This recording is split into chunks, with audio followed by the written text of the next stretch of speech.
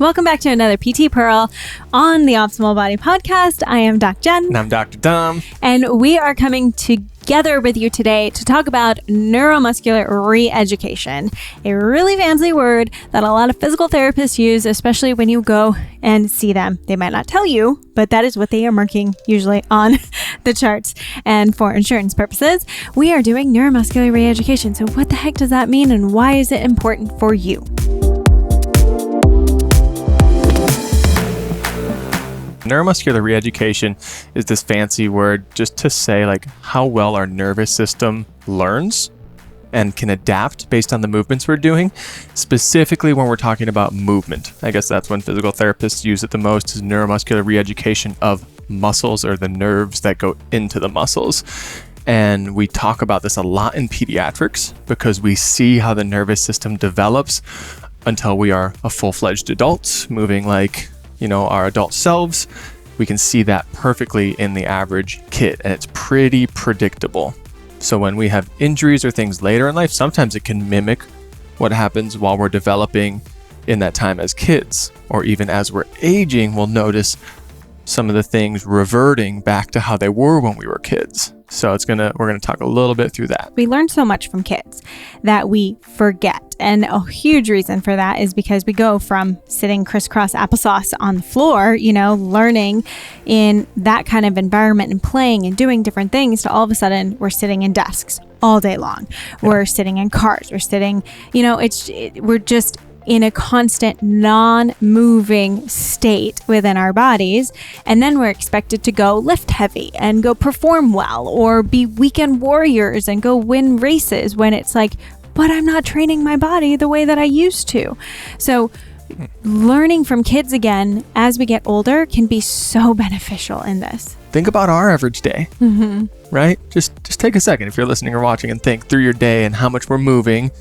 And if the majority of our day is spent in a sitting position and driving in a car, doing a certain type of work where we're in a certain position, and how much time we allot, even if it's for a minute or 30 seconds, to come back around to how we're positioning ourselves, putting ourselves in some different positions throughout the day so that our system doesn't start to adapt in a certain direction. One of the most basic patterns that we can think of when we look at a little baby, they're laying on their backs. How does it feel to lay out with your arms open, with your legs straight almost, or almost straight? Can you look side to side? If we start to think about these different patterns, like obviously there's different specific patterns when it comes to neuro-re-ed that we need in children that we're not going to get super specific with because we don't normally lose those as we age. But just think about, can I even look side to side? Can I lay out, or do I need a pillow under my knees? Like, what has my body been neglecting that it's not even able to lie supine anymore? But getting on your stomach is the next important one, where you can kind of prop up, push up against gravity, look that head around. So they go from laying on their back, laying on their stomach. Yeah, so laying on your stomach, also very important. Does your back have the extension? Like, we always think of core strength, right? And when we think of core strength, we're usually thinking of the front of the core. How strong are my abs? How well do my abs look? But we forget that the core wraps around to the back as well. And that's why, especially when we talk about babies, tummy time is so important, because getting them used to how they can lift their head and how they can start to explore and gain that strength, that's also core strength. So our core wraps around to our back, and understanding and being able to lie on the belly, and not just, usually when people lift onto their hands, we're not even moving from the upper back anymore. Yeah. When we push onto our hands, our hips lift off the ground. We can't even keep the hip bones on the ground. And we hinge right where your low back meets your upper back. And we just end up moving over one area rather than getting this good fluid extension all throughout that spine. I'm very guilty for that because my upper back doesn't like to move as much. So I just crank it all through my lower back without realizing sometimes. And that's why even starting on your elbows, like, can you lie on your stomach and just prop onto your elbows and kind of relax? Can you even just get your hands underneath your shoulders and just start to lift a little bit and stay on your forearms? Like, it doesn't have to be the extreme. That's where everyone likes to, I can lay on my stomach and push up. But what does it feel like to come even lower? And that's when we can start to retrain, that upper back extension and those different movements and strength patterns. back to front. So we've mastered laying on the back, we've mastered laying on the front. Now rolling from our back to the front. And this is where we start to realize like that's something that's really common if someone's had a neuro injury like a stroke or something. One of the first things that we need to teach them is how to roll again, or how to, with our arms and legs working slightly differently, find ways to do that pattern again. So again, it comes in big as physical therapists, depending on what settings we're working in, but being able to roll. Yeah, rolling is so huge. Like you don't think about it. And I'm not talking push with your hand and roll over. I am talking arms up, legs out. So arms up by your ears, like straight arms by your ears. And can you take one arm and wrap it around and then let the legs kind of just like dead fish over? Yeah. Or can you take one leg and start to lift that leg and allow the body to kind of follow? And this is going to show you not only mobility in the shoulder, but mobility through the shoulder blade, through the spine, through the hips. And so it could be a mobility restriction that's restricting us from being able to kind of segment through the spine as we roll one way versus the other way. Mm-hmm. Or it could be a like more of a strength issue, weaknesses throughout the body. Or it could just be that neuro deficit where I haven't done rolling in so long, I don't even know how to do it anymore. So after rolling, you might need to check me. Is it quadruped? Mm-hmm. That kids can, one of the next we stages can go into like, that's where now we're getting into like exploring the knees on the back, exploring the feet on the back. Totally. Because we have to be able to get into this full mobility even before we can get into a quadruped position. But yes, so gaining that mobility first and then going into quadruped. Totally, which is hands and knees. Mm-hmm. And a lot of people might do exercises in this area. It's common for some different core exercises and core variations, different class work like Pilates or yoga positions can kind of be in this quadruped position.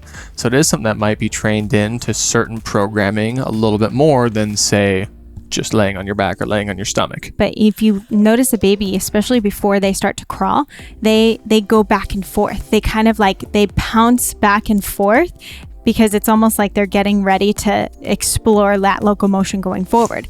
But when they're doing that, they're getting their hips into that good squat position without even thinking about it. Their back stays straight and their butt kind of comes back and forward in that quadruped position. Now think about it. What does it look like when you do it? Does it look like a big rounded spine as you sit back towards your heels? Or can you have that hip mobility? Where is that hip mobility restricted? Where in the muscles might it be restricted? Just something to start, becoming aware of. Like, yes, we're talking about neuro rehab, but if you want to gain that stability in different patterns, you gotta gain the mobility first. After Kneeling. quadruped, they crawl. Crawling, yep. And how do they crawl? We crawl opposites. So everything is kind of done in this opposite pattern because it's what kind of keeps us balanced around our midline. If we're trying to crawl or move or walk by moving the same arm and leg at the same time, it's just such an unbalanced movement. So instead we walk and we kind of rotate that core towards itself, hip towards shoulder. So they crawl in the same way. They pull with one side, pull with the other side. Without even thinking about it. That's just like a locomotive pattern that our brain knows how to develop into. So especially start thinking about this. We're going to give you an exercise that I really love when it comes to repatterning this, but think about it with chronic pain. If you are only doing things like, say you've had chronic pain in your back and you're only doing the intense stabilization that both sides are doing the same exact thing and you're not moving and you're doing anti-rotation, anti-flexion, all these things, right? But you're not getting back into opposite arm, opposite leg motion and you're staying super stiff. You're also telling your brain it is not safe to do that. And so that's where we talk about this neuromuscular repatterning. We want you to get back into this natural flow of what your body is used to doing when you were little. Yeah, it's not about training things for strength or training things for how long you can hold it, or just it's about training it for function and what's actually going to help us in real life. And that's where when we show you the thing we're about to show you, sometimes we'll do that with people and it is like you're telling them to try writing their name with their left hand backwards because it's like, how do I coordinate these things? And if you've done it before, you might be like, oh, that's easy. Or if it's something you're used to, it might be, oh, that's easy. But again, if it's something you don't do regularly, just that getting back into that patterning, we got to type that program back in. And usually we're then go one leg and then the other, right? Which is such a beautiful stability position that we miss a lot. So what I see a lot is we do supine exercises, a lot in Pilates, right? We do maybe some prone type exercises, we do quadruped, and then we go to stand. And we miss this half kneeling position. It can be so beneficial for learning how to move this upper body with a more stable one foot in front of the other base. Something that later in life, or in our later stages of life, we might start to lose that ability to get down to the ground and back up. And that's something that starts to be like, okay, do we need somebody around to help take care of you? Yeah. And so really training in that kneeling position is going to help us get from all fours, kneeling, one leg forward, and then standing up. So and also, it's another thing that gets you working in that kind of diagonal pattern. We talk a lot about this diagonal pattern and coiling shoulder towards the opposite knee when that knee's forward. And so if you're kneeling, you can do a lot kind of in that diagonal pattern that helps train that good coil and power through our core. So when you're in that half kneel, I guess the next position would be bringing one other knee forward. Yeah. And this is what a kid can do easier because their center of mass is so much lower to the ground, so they don't feel as unsteady, especially because kids' heads are so big. Exactly. So put a plate on top of your head and then squat down. I think Pat Davison showed that one. Oh yeah, it's a lot easier. But kids will just sit down in these full squats and play even before they can get into that full standing position, because then they become so top heavy. And then finally we go to standing, and then walking. Absolutely. But even then, when a kid starts standing, they use the strategy of extension, a full extension in their back and their shoulder blades and their hands high, and we call it high guard. And that's what they kind of use to keep themselves upright right away while they're starting to explore those feet. And it's more than anything to have their hands ready to catch the ground when they fall. But I like to point that out because, again, as they get more used to it, then they lower their guard, their hands come down towards their hips rather than up by their shoulders and face, and they start to do that opposite pattern with walking, opposite arm, opposite leg. Similarly, as people get older and they get a little unsteady on surfaces, our hands come up. We re-engage in this high guard position with our shoulder blades engaged, with our back tight. Everything's kind of like you up. said, everything stiffens up. And that's a protective and guarding mechanism to tell us that, we don't feel comfortable walking normally anymore, I guess. And that's a balance thing that we start to lose as well. So are you even standing on one leg? Can you, and this is why I like, it's called frontal plane type movements when you move side to side. So lateral lunges, think about lunging to the side or just holding a weight like a goblet position and then opening your legs wide and then going side to side, right? And kind of letting your weight fall to one leg and do a side squat, and then letting your weight fall to the other leg and doing it like a single leg side squat. The neuromuscular re-education comes in when we start forgetting those things, right? So we have done these things probably at some point in life, if you had more or less a quote normal, development as a kid.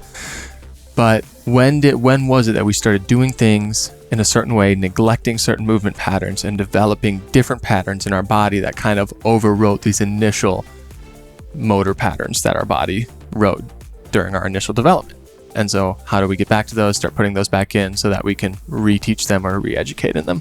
Okay, so we're going to take you through 3 different dead bug positions. So if you're listening, try to tune in, listen to what I'm saying, and then we're going to go into a bridge type pattern that, again, is really good. Now, what you want to be focusing on throughout this entire time, rather than just the exercise, you want to be focusing on the breath. So what I would be cueing Dom into is really thinking of almost thinking like a 2 to 4 seconds in, 2 second hold, 2 to 4 seconds out, 2 second hold.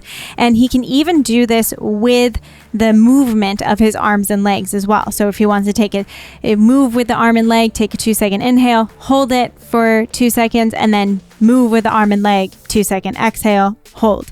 And this box breathing not only gets you focused on what the breath is doing and kind of rebalancing that inhale and exhale, but it's also then utilizing that breath with the opposite arm, opposite leg, that patterning. So again, we're just getting a lot of neuro re-education here. Okay, you ready? Ready to roll? Let's do this. So the first one, if you can imagine, Dom is lying on his back, his elbows are by his side, and his arms are bent to 90 degrees, so his fingertips are up to the ceiling.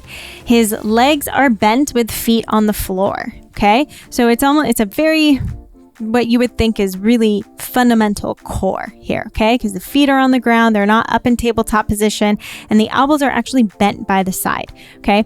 Now what he's gonna do is he's gonna lift the one leg up to a tabletop type position, meaning knee over hip, and then the elbow comes right over the shoulder. And then he comes right back down with that opposite arm, opposite leg, and then again, and switch. So knee directly over hip, elbow over shoulder. So 2-second inhale, 2-second hold, 2-second exhale, 2-second hold, 2-second inhale, 2-second hold, 2-second exhale, 2-second hold. Obviously, it doesn't have to be that breath pattern, but again, it's just a good way to start to reintroduce, especially if you're used to having back pain, if you're not used to these core type exercises, different things like that. Really good for the body. Okay, that's level 1. Now let's go to level 2. So now we're going to start with arms up. So elbows will actually be up toward the ceiling, and arms are still bent 90 degrees. He's still on his back, knees right over the hips. Now he really wants to be focusing on where the breath is coming from in this rib cage and the belly area as he breathes in and as he breathes out. Okay. Now opposite arm, opposite leg is going to go away from each other in that bent position and then come right back to that same position. Then opposite arm, opposite leg goes away. So that means the elbow and the knee are going to go away from each other, and then they're going to come right back. Okay. But keeping it at this bent position in the arm and in the leg help to take not as big of levers away from that midline. So it's not going to be as much pressure and tension. It's still a lot of pressure and tension. So your goal is to keep that belly flat. And you don't want to get up into like this doming type position. Next, the hardest one, I will say, so this is not where you need to go, especially if you have trouble keeping that belly kind of flat and using the breath pattern with it. You're going to come right back to that same position, bent arms, bent legs, and now he's going to extend straight arm, straight leg, breathing in, breathing out, or breathing out as he reaches, breathing in as he comes back. Either one, he wants to keep his belly nice and flat so that he's utilizing obliques, rectus abdominis, pelvic floor, breath, diaphragm, everything kind of working there. Mm-hmm. How'd that feel? Good. Starting to sweat. You're making it work. You're making it work for sure. Okay, now we're going to go into a bridge type pattern. So we're going to think about that same arm, or opposite arm, opposite leg, same thing. So again, elbows bent, right by the side, knees bent, feet on the floor. And what you're going to do as you go into a bridge, you're actually going to go into a single leg bridge, and one elbow will push into the ground as you lift. So opposite arm, opposite leg reaches up. So, and then come back down. So he's going to push his right heel down and his right arm. Oh, this is not even. Oh yeah, that's the right arm. That's the right arm. You're doing great, baby. Oh my goodness. Right arm, right leg pushing down, right arm reaching overhead with the left leg that comes back. So again, from that bridge, opposite leg comes up, opposite arm goes back, and then opposite heel pushing down with opposite elbow pushing down. Whew. I think you should just go to YouTube and watch it because it is hard to explain for me. It's almost like you're laying on your back running. Yes. And I love it when you really hone in and focus on these things. A lot of people will do, like Jen was saying, do these exercises and say, oh, it's too easy. I need further progressions. Then 6 months down the road, they're backward. And it's like, okay, go to the easy progressions first. Go to the ones that you can really focus on all of those different cues, where you can really focus on all of those different activations, pressing back through one arm, bringing the other arm up, pressing down through one heel, bringing the other one up. You know, that's when you can really feel yourself put those pressures through that core and support through our core and our foundation the way we're supposed to, while we get that movement of our arms and legs. And honestly, it really just helps to repattern how that brain functions and coming back into those basic movement patterns to help to relieve pain, to make the body feel safe again, because ultimately, especially with chronic pain, we want to make the body feel safe. Absolutely. Thanks for joining us again for another PT Pearl from the Optimal Body podcast. We just wanted to talk through a little bit of that neurodevelopment for you guys to help you understand what you might be ignoring in your day-to-day now. If you love something or was something specific you had a question on, comment below. Also, let us know what you want to learn about, because we read those comments and we got to make more of these things. So tune in on the next PT Pearl.